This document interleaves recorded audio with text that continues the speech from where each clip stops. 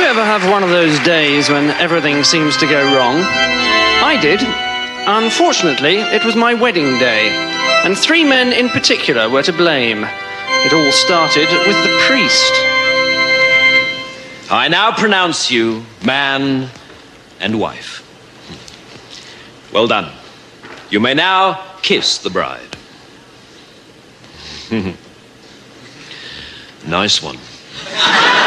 All right, please be seated, everybody. I'd just like to say a few words before communion. You know, a lot of prospective brides ask me these days, Father, what is the church's attitude to fellatio?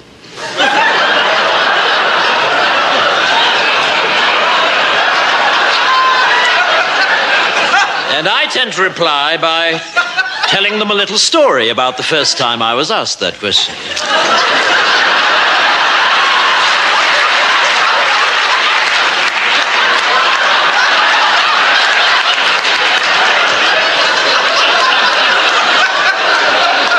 It was a couple of years ago now, and a young, attractive bride-to-be came up to me after a service and asked me just that question. Father, what is the church's attitude to fellatio?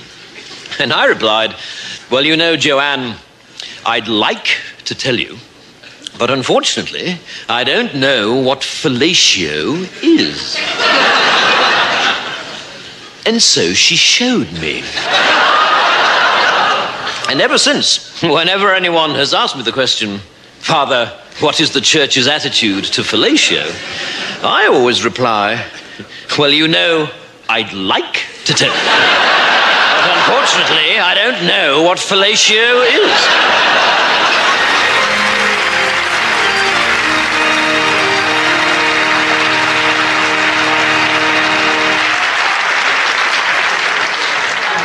Next came my trusted best man. Right. Ladies and gentlemen, and fellow survivors of that stunning stag party, how did those 2 girls get under the table, and what the hell were they up to with that toothpaste?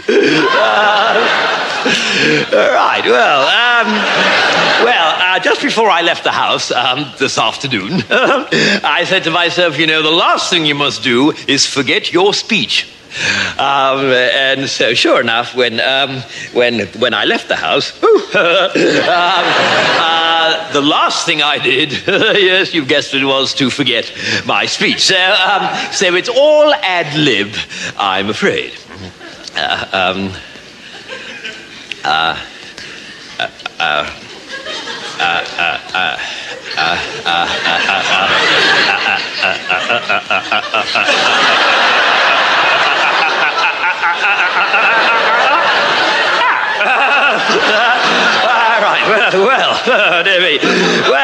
Now, where should I begin? I'd like to begin now. I've known the groom ever since we first went to school together at the age of 8. And you know, he hasn't changed a bit. Well, that's not quite true, of course. He didn't have his beard then. And I tell you this, he wouldn't have been able to do whatever he was doing last night with those 2 extraordinary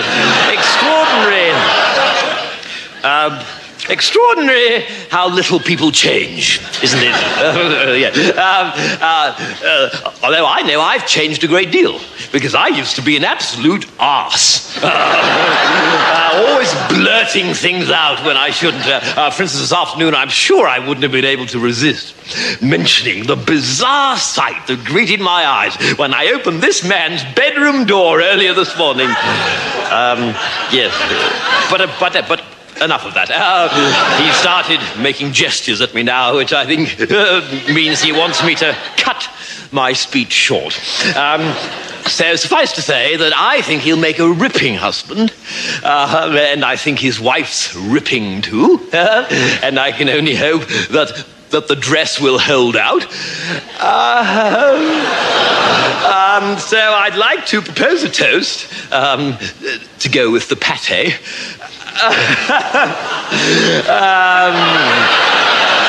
to the groom and to his lovely horse, wife. It's all starting to come back to me now. And I just know that their marriage will be as happy and satisfied as I was when I paid off those 2 prostitutes earlier this morning.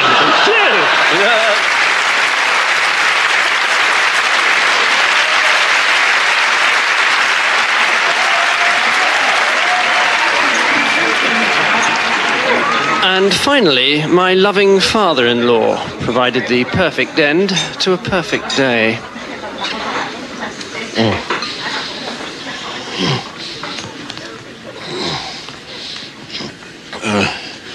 Ladies and gentlemen and friends of my daughter. There comes a time in every wedding reception when the man who paid for the damn thing is allowed to speak a word or 2 of his own.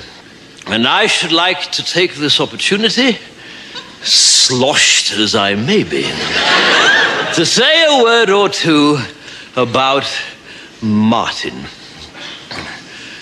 As far as I'm concerned, my daughter could not have chosen a more delightful, charming, witty, responsible, wealthy, let's not deny it, well-placed, good-looking, and fertile young man than Martin as her husband.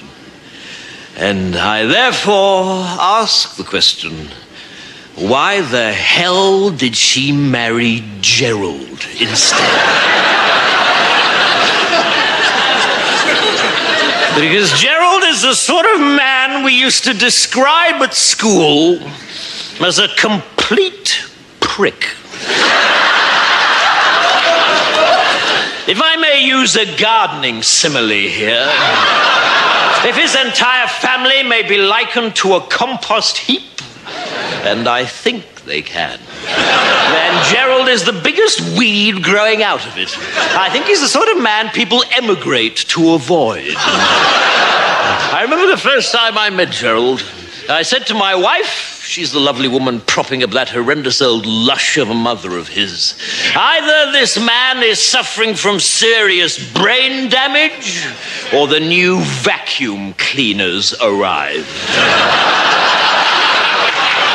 As for his family, they are quite simply the most intolerable herd of steaming social animals I've ever had the misfortune of turning my nose up to. I spurn you as I would spurn a rabid dog. I would like to propose a toast to the caterers.